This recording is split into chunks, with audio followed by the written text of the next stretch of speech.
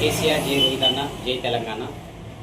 ఎనిమిదో ward BRS నాయకునిగా ఈరోజు మీ ముందుకు రావడానికి గల కారణాలు ఏంటంటే, గత కొన్ని రోజులుగా మా యొక్క కౌన్సిలర్, మా యొక్క నాయకుడు జాహిద్ భాయ్ గురించి అనుచిత వాక్యాలు, ఇష్టం వచ్చినట్ల బోగస్ ఓట్లు అని, దొంగ ఓట్లతో గెలిచినని నేను ఒకటే సూటిగా సమాధానం చెప్తున్నా.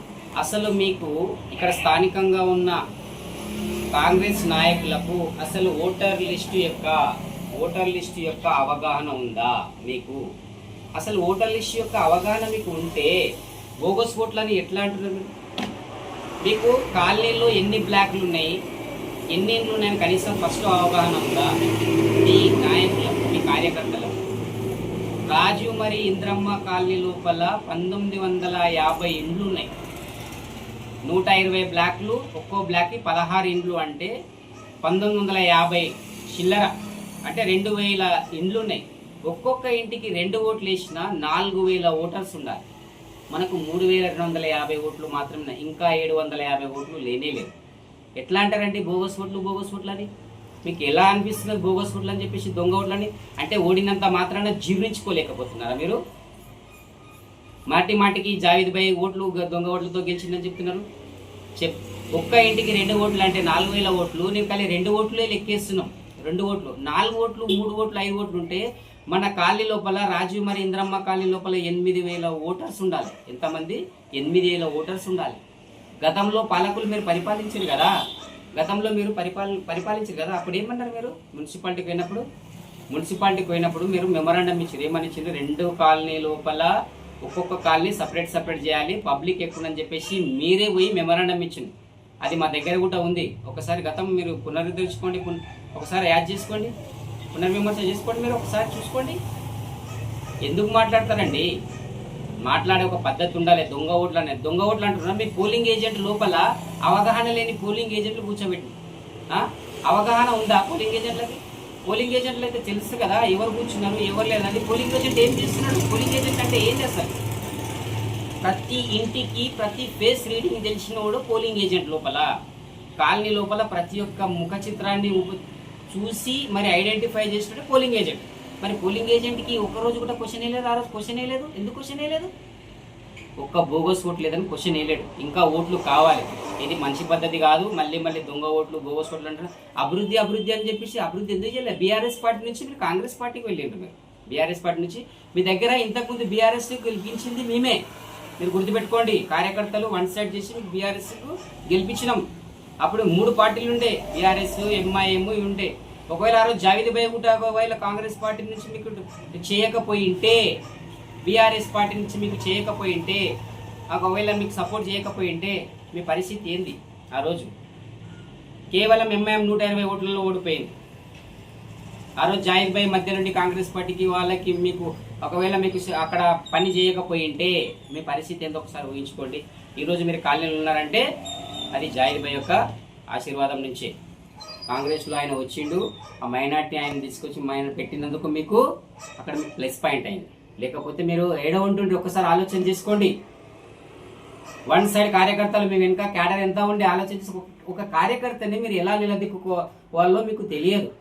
రోహిత్ అన్న గురించి డెవలప్ అంటున్నారు, జావేద్ భాయ్ గురించి డెవలప్ అంటున్నారు. ఇంతకుముందు కౌన్సిలర్ మీరే కదా ఉన్నది. మీ కౌన్సిలర్ ఇంటి ముందర పార్క్ ఎవరు కట్టించారు? కౌన్సిలర్ ముందర రోడ్లు ఎవరేసిర్రు? రాజీవ్ కాలనీ రోడ్లు ఎవరేసిర్రు? ఒకసారి ఆలోచన చేసుకోండి. స్ట్రీట్ లైట్లు ఎవరేసిర్రు? డివైడర్స్ ఎవరేసిర్రు? రోహిత్ అన్న అభివృద్ధి మీకు తెలుస్తలేదా? కుర్మ సంఘం భవనం కట్టించిండు, అంబేద్కర్ భవనం కట్టించిండు, ఎస్సీ గురుకులాలు, బీసీ గురుకులాలు చేసిండు. మీకు తెలియదా రోహిత్ అన్న గురించి? మళ్ళీ బోగస్ ఓట్లు అంటారు. బోసం మీకు సమాధానం చెప్పిన ప్రజలు మీరు ఏం చేస్తారని చెప్పేసి మీకు ఇంతకుముందు బీఆర్ఎస్ పార్టీని ఓడిపించాలి కదా. ఓడిపించాలి కదా. మరి బీఆర్ఎస్ పార్టీ ఏమి చేయలేదు, ఆయన ఇంతవరకు డెవలప్మెంట్ చేయలేదు అన్నప్పుడు బీఆర్ఎస్ పార్టీ మరి గెలిపించాలి కదా, ఓడిపించాలి కదా. మరి బీఆర్ఎస్ పార్టీకి ఇంత మెజార్టీ ఎలా వచ్చింది? ఒక్కసారి ఆలోచన చేసుకో. మీకు రోహిత్ అన్న మీకు ఏం చేయలేడా? మీకు హనుమాన్ టెంపుల్కి గుడి కడితే 1,90,000 పంతుల కోసం కావాలంటే 1,90,000 రూపాయలు ఫోన్పే నుంచి మీకు చేసిండు. 1,90,000 రూపాయలు మీ హిస్టరీలో చూసుకోండి. జావేద్ భాయ్ 1,50,000 రూపాయలు ధ్వజస్తంభం ఇచ్చిండు. ప్రతి హిందూ పిల్లలకి, ప్రతి యూత్కి, గణపతి మండపాలకు 10,000, 20,000, 5,000, 2,000 చొప్పున రూపాయలు మీకు ఇచ్చిండు. ఇయ్యలేదా? అడగండి. పిల్లలు అందరూ హిందువులు, ముస్లిమ్స్, క్రిస్టియన్స్ అందరూ కూడా ఏకతాటిపైకి వచ్చి ఈరోజు వచ్చి ఆయనని గెలిపించుకున్నారు. ఎందుకు? ఈయన వస్తే డెవలప్మెంట్ చేస్తాడని చేశారు. మీకు డెవలప్మెంట్ తెలియదా? మీకు ఇయ్యలేడా? మీకు పార్కు అమౌంట్ ఇయ్యలేదా? మీకు బోర్లకు ఇయ్యలేడా? ట్యాంకీకి వాటర్ సప్లై చేస్తలేడా? ఎవరు చేసారు? ఏ మున్సిపాలిటీ చేసింది? మీకు రాజీవ్ కాలనీలో వాటర్ ఫెసిలిటీ ఉంటే మీకు ఎవరు చేసారు? చేయలేదా? వాటర్ తాగలేరా? ఎందుకంటే మా రోహిత్ అన్న నాయకుడు వచ్చి 5 సంవత్సరాల లోపల 2 సంవత్సరాలు కరోనా టైంలో వెళ్ళిపోయింది. అయినా కూడా డెవలప్మెంట్ 3 సంవత్సరాల లోపల డెవలప్మెంట్ చేసి చూపించిండు. ఇంత డెవలప్మెంట్ అయిన తర్వాత మీకు ఇంకేం కావాలి? డెవలప్ అంటున్నారు. బోగస్ ఓట్లు మీకు ఓటర్ లిస్ట్ పైన అవగాహన లేకపోతే చూసుకోండి. మీరు ఎలక్షన్ మూమెంట్లో వచ్చి ఎమ్మెల్యే దగ్గర ఫోటోలు దిగిపోయినంత మాత్రం కాదు, వర్క్ ఎఫిషియన్సీ చూపియండి. మా దగ్గర విత్ ఫోన్ నంబర్తో సహా ప్రతి డాటా మా దగ్గర ఉంది. ఫోన్ నెంబర్తో సహా ప్రతి ఇంటి ప్రతి బ్లాక్లో ఎంతమంది ఉన్నారు, ఎక్కడున్నారు, ఎక్కడెక్కడ ఉన్నారు ఏమనేది ప్రతి ఫోన్ నెంబర్తో సహా ఉంది. ఏ బ్లాక్లో ఎవరు ఉన్నారు, ఏ బ్లాక్ రాజీవ్ కాలనీ నుంచి ఇంద్రమ్మ కాలనీ పోయిన ఇంద్రమ్మ కాలనీ నుంచి రాజీవ్ కాలనీ వెళ్ళిన రెంటర్స్ పోయిన కూడా ప్రతి ఫోన్ నెంబర్ మా దగ్గర ఉంది. మేము సవాల్ విసురుతున్నాం ఈరోజు మీకు, కాంగ్రెస్ సీనియర్ నాయకులకు, కాంగ్రెస్ కార్యకర్తలకు, స్థానికంగా ఉన్న రాజీవ్ కాలనీ ఇంద్రమ్మ కాలనీలో ఉన్న నాయకులకు చెప్తున్నాను నేను, మీరు రండి మా దగ్గరికి, ఆఫీస్లో కూర్చోండి. దీంట్లో డాటా ఉంది, ప్రతి డాటా మా దగ్గర ఉంది. ఒక్క బోగస్ ఓటు మాకు చూపించినట్లయితే మీరు అప్పుడు చెప్పండి మాకు. ఎందుకంటే జీర్ణించుకోలేకపోతే 832 ఎట్లా వస్తుందండి? ఒకసారి ఆలోచన చేసుకోండి. కాంగ్రెస్ అంతా డెవలప్మెంట్ చేస్తున్నప్పుడు 832 ఎట్లా వచ్చింది? 600 ఓట్లు వచ్చినాయి మీకు. తిప్పి కొడితే సగంకి సగం రాలేవు మీకు. మీరు ఏం పని చేస్తున్నారు? ఓకే, పోయి ఎమ్మెల్యే దగ్గరగా పోయి ఫోటోలు దిగడం కాదు, డెవలప్మెంట్ చేసి చూపించండి. ఎమ్మెల్యే గారు చాలా మృదు స్వభావి, అతనికి రాంగ్ ఇన్ఫర్మేషన్ ఇస్తారు. మీరు పని చేస్తలేరని వాళ్ళకి తెలుసు. మీరు పని చేస్తే సగంకి సగం కనీసం ఒక 800 ఓట్లన్నా మీకు వస్తుండే, ఒక 1000 ఓట్లన్నా మీకు వస్తుండే. ఎందుకు రాలే? మీరు ఆలోచన చేసుకోండి. 832 ఓట్లు ఒక కాంగ్రెస్లో ఇంద్రమ్మ రాజ్యంలో ఉన్న ఇంద్రమ్మ ఇండ్ల లోపల, కాంగ్రెస్ ఇచ్చిన ఇండ్ల లోపల మీకు 832 ఓట్లు వస్తుందా? అది సిగ్గుచేటు మీకు. తప్పు పెద్దవాళ్ళది కాదు, తప్పు మీది. కార్యకర్తలు మీరు ఏం చేస్తున్నారు? లీడర్లు మీరు ఏం చేస్తున్నారు? సరే, ఇన్ని 20 లక్షలు శాంక్షన్ చేసి మరి 20 లక్షలు శాంక్షన్ చేసినప్పుడు ప్రజలు మీ పైన మొగ్గు చూపాలి కదా. మరి బీఆర్ఎస్ పార్టీకి పట్టం ఎందుకు కట్టిండ్రు? ఆలోచన చేసుకోండి. పూర్తి అవగాహన. మా దగ్గర సర్వేలు పెట్టినాం, 2 సర్వేలు పెట్టి ప్రతి block to block Indiramma colony, Rajiv colony సర్వేలను పెట్టి మేము ఎంక్వైరీ చేయించి ఎక్కడెక్కడ ఉన్నారు, ఏమున్నారు, ఎంతమంది ఉన్నారు, ఎవరి బోగస్ ఓట్లు ఉన్నాయి, ఎవరి డెత్ ఉన్నది, ఎవరు డబుల్ ఓట్లు ఉన్నాయి తీసి ఒక డాటా తీసినాం. 3250 లోపల ఒక డాటా తీసినాం. ఇది ప్రభుత్వానికి కూడా రేపు కాబోయే రోజుల్లో 2 వార్డులు చేయడానికి కూడా ప్రభుత్వానికి చాలా సునాయాసంగా చేసి కలిపి ముద్ద పెట్టి ఇక్కడ పెట్టినాం. తినడానికి, ఓన్లీ తినడానికి పెట్టినాం. అంత పర్ఫెక్ట్గా ఇంత వర్క్ ఎఫిషియన్సీ చేసినాం మేము. మా దగ్గర వర్క్ ఉంది. ప్రతి ఓటర్ యొక్క సమస్య ఉంది. గెలిచిన 2 రోజుల లోపల 100 స్ట్రీట్ లైట్ పెట్టించిండు మా జావేద్ భాయ్ నాయకుడు. మా నాయకుడు అలాంటి వాడు. ఏంటంటే నాయకుడు అంటే అట్లా కాదు, నాయకుడు ప్రజల్లో ఉండాలి. ప్రతి ఇంటికి ప్రతి రూపాయి ఆయనకు చిన్న ఆర్థిక సాయం అందింది. ఆయన ఇంటికి, ప్రతి ఇంటికి. ఆయన చేతిలో పవర్ లేకున్నా అనుకుంటా, అధికారం లేకున్నా కూడా ప్రతి పేదవానికి చూసిండు ఆయన. సావైనా బతికైనా ముందలున్నాడు. ఏం చేస్తారండి? బోగస్ అంటే రోహిత్ రెడ్డి గురించి మీరేం మాట్లాడతారండి? డెవలప్మెంట్ కనిపిస్తలేదా ముందల? మీరు నడిచే రోడ్లు ఏవి? బస్ స్టాండ్ రోడ్ ఏది? తాండ్రు నుంచి వీళ్ళ నుంచి వరస్తా నుండి స్టేషన్కి ఏ రోడ్డు? అక్కడ నుంచి మళ్ళీ బుషదర్గా నుంచి అక్కడ రోడ్లు ఏ రోడ్లు? ఇవన్నీ మీకు తెలియదా? ప్రతి వార్డులో కొంచెం మీకు సాయిపూర్ లోపల రోడ్లు ఎక్కడివి? సాయిపూర్లో ఉన్న రోడ్లు ఎక్కడివి? మున్సిపల్ చైర్మన్ వేస్తున్నాయి కదా. మున్సిపల్ చైర్మన్ ముందలంటే అప్పుడు గత మున్సిపల్ చైర్మన్ ఉన్నప్పుడు మరి వాళ్ళ ఇంటి ముందల్ని వేసుకోలేడు కదా, ఆయన ఒక్కడే నడవడు కదా. మా మున్సిపల్ చైర్మన్ గారు వాళ్ళు ఒక్కరే వాళ్ళ ఇంటి ముందరికి వెళ్ళి నడవరు కదా. ప్రతి ఇక్కడ పోలీస్ స్టేషన్ నుంచి స్టార్ట్ చేస్తే సాయిపూర్ కునా వరకు వెళ్ళిపోయింది. ఇప్పుడు అది ఒక మోడల్ సిటీగా తయారైంది. 36 వార్డులలో క్లాస్ సిటీగా తయారైంది. ఎవరు చేశారండి డెవలప్మెంట్? రోహిత్ రెడ్డి చేయలేదా? ప్రతి వీధికి స్ట్రీట్ లైట్ పెట్టించిండు, సీసీ రోడ్లు వేసిండు, వేయలేడా? ఎందుకంటే అబద్ధాలు ఆడుకుంటారు. అబద్ధాలు ఆడితే ఒక హద్దు పద్దు ఉండాలి. డెవలప్మెంట్ అంటే కళ్ళ ముందర కనిపిస్తుంది. మీకు కనిపిస్తలేదా? ఎట్లా అనుకుంటారండి? డెవలప్మెంట్ కాదు. ఇప్పుడు మీరు అంటున్నారు కదా, మున్సిపాలిటీకి 36 వార్డులకు 1000 కోట్లు తెచ్చినట్టు కదా. మీరు 36కు డివైడెడ్ చేస్తే ఒక్క వాడికి 28 కోట్ల రూపాయలు వస్తుంది. 28 కోట్ల రూపాయలు ఒక్కొక్క వాడికి ఇవ్వండి. 28 కోట్లు. మీరు పైలట్ ప్రాజెక్ట్ కింద రాజీవ్ కాలనీ, ఇంద్రమ్మ కాలనీ తీసుకొని పైలట్ ప్రాజెక్ట్ కింద చేసుకొని తొందరగా డెవలప్మెంట్ చేయండి. ఇక్కడ డ్రైనేజ్ సిస్టమ్ చూడండి, ఎక్కడ ఉంది, ఆ రోడ్లు చూడండి, అవన్నీ చూడండి, చేయండి. మా నాయకుడు 3 సంవత్సరాలు మాకు 2 సంవత్సరాలు లాస్ట్లో పోయింది కరోనా టైంలో. లేకపోతే మేము చేయకుండా కాదు.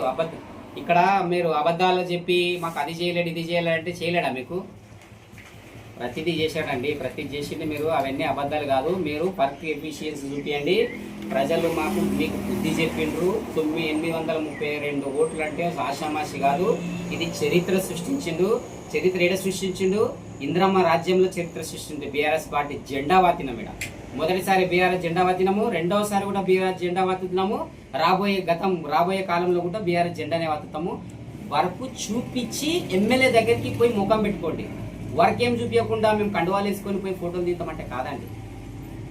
ఇది సమంజసం కాదు. ఆయన పైన మీరు దుష్ప్రచారం చేస్తే, ఎంత దుష్ప్రచారం చేస్తే మాకంతా మంచిదే. మాకు ఆశీర్వాదం ఇస్తున్నారు మీరు. ఇంకా డెవలప్మెంట్ చేసుకుంటాం. మనోహర్ రెడ్డి అన్నతో కానీ చైర్పర్సన్తో కానీ మేము ఒక కోఆర్డినేషన్తో చేసుకుంటాం. కానీ మీలాంటి వాళ్ళని నమ్మరు. ఎందుకంటే సగంలో సగం మీరు ఓట్లు తీసుకురాలేదు. మీరు ఏం వర్క్ చేస్తున్నారు? ఎలక్షన్ వచ్చినప్పుడు మాత్రమే వచ్చి ఓట్లు ఏమంటే అడుగుతూ చేస్తారనుకున్నా. సేవ చేయాలి. ప్రతి కార్యకర్తను ఎట్లా చూసుకోవాలి, క్యాడర్ని ఎట్లా పెంచుకోవాలి అని కూడా ఏమున్నదంటే మీ దగ్గర చెప్పండి. మీ దగ్గర మేము పని చేసినప్పుడు ఏం చేసిరు? మాకు ఏమైనా చేసిరా? ఒక్కరిని కూడా అడగలేదు. కాబట్టి దయచేసి ఇలాంటివి మానుకోండి. బోగస్ ఓట్లు అడగండి. ఓటర్ లిస్టు పైన మీకు అవగాహన ఉంటే మాట్లాడండి. ఓటర్ లిస్టు పైన అవగాహన లేకపోతే మాట్లాడకండి. వర్క్ చూపియండి. మీకు ఏం వర్క్ వస్తుందండి? ఏం వర్క్ చేస్తారు మీరు? వర్క్ చూపియండి, చూస్తాం. మీరు పెద్ద మనుషులను బ్లేమ్ చేయకండి. రైట్ ఇన్ఫర్మేషన్ ఇవ్వండి. రైట్ ఇన్ఫర్మేషన్ నుంచి సత్తా చాటుకోండి. కాంగ్రెస్ హయాంలో మీరు హుకుమత్లు పెట్టుకొని 12 సీట్లు గెలిచినామండి. 12 సీట్లు రూలింగ్ పార్టీలో ఉండి 12 సీట్లు గెలవమంటే మామూలు విషయం కాదండి. అది మేము 0 కావాలి, 1 or 2 చేయాలి. రోహిత్ రెడ్డి గురించి మాట్లాడే మీకు అంత స్థాయి లేదు. ఎందుకంటే ఆయన కావాలని మొన్న కేసులు అంటే ఏడున్నదండి కేసులు. రాజ్యాంగం హక్కు కల్పించింది. ఎందుకంటే ఈవెన్ మేము కౌంటింగ్ ఏజెంట్గా నేనున్న లోపల ఈవెన్ ఒక పెన్ను కూడా లోపలికి అలో చేయలేరు. అంతమందిని ఎట్లా అలో చేస్తారండి? ఆలోచన చేసుకోండి. మీరు వెళ్ళినందుకే కదా ఇక్కడ వచ్చిన వాళ్ళకి అందరికి కార్యకర్తల కోపం వచ్చింది. మరి మమ్మల్ని పంపించడం చెప్పేసి తోపులాట అయింది. దాంట్లో ఏముందండి? ఇది పద్ధతి కాదు. మీరు మానుకోండి. మీరు చేయడం వల్ల మేము రియాక్ట్ అయినాం. కానీ మీరు చేయకపోతే మీరు అసలు రాజ్యాంగబద్ధంగా ఒక ప్రెసిడెంట్కి కానీ ఒక ఎలక్షన్ ఏజెంట్కి కానీ అని ఓన్లీ 3కి మాత్రమే అలో ఉంది. అది కూడా 2 ప్రాంగణంలో ఉండాలి. కౌంటింగ్ ఏజెంట్లో లోపలికి వెళ్ళి ప్రెస్ మీడియా దగ్గర కూడా అలో లేదు. మీడియా ఎవరికి అలో ఉంది? లోపల గెలిచిన తర్వాత వచ్చిన తర్వాత వాళ్ళకి మెమోరాండం ఇచ్చినప్పుడు, వాళ్ళకి పేపర్ ఇచ్చినప్పుడు అప్పుడు మాత్రమే ఉంది. అది ఆ మెమోరాండం ఇస్తే వాళ్ళకు ప్రెస్ మీట్ తీసుకోవాలని ఉంది. అంతేగాని మీరు వచ్చిన తర్వాత కార్యకర్తలకు, లీడర్లకు, వాళ్ళకి ఇలా కాదండి. ఎవరికి అలో భారత రాష్ట్రపతి కూడా అలో లేదు పోలింగ్ ఏజెంట్లు పోలింగ్ స్టేషన్ లోపలికి. అర్థమైందా? ఒకసారి ఆలోచన చేసుకోండి. తప్పుతో పట్టించకండి. ఎమ్మెల్యే సబ్ని, చైర్మన్ని మంచిగా కోఆర్డినేషన్ చేసుకొని పని చేసుకోండి. సత్తా చూపించుకోండి. ఓటర్ పైన ధ్యాస పెట్టండి. ఓటర్కి ఏం చేయాలో చూసుకోండి. ధన్యవాదాలు. జై తెలంగాణ, జై కేసీఆర్. షేర్ చేయండి. కోసం ఛానల్ ని సబ్స్క్రైబ్ చేయండి. అలాగే ఇక్కడ ఉండే ఈ గంట సింబల్ ని క్లిక్ చేయండి. మేము అప్డేట్ చేసే ప్రతి వీడియో నోటిఫికేషన్స్ మీకు వచ్చేస్తాయి.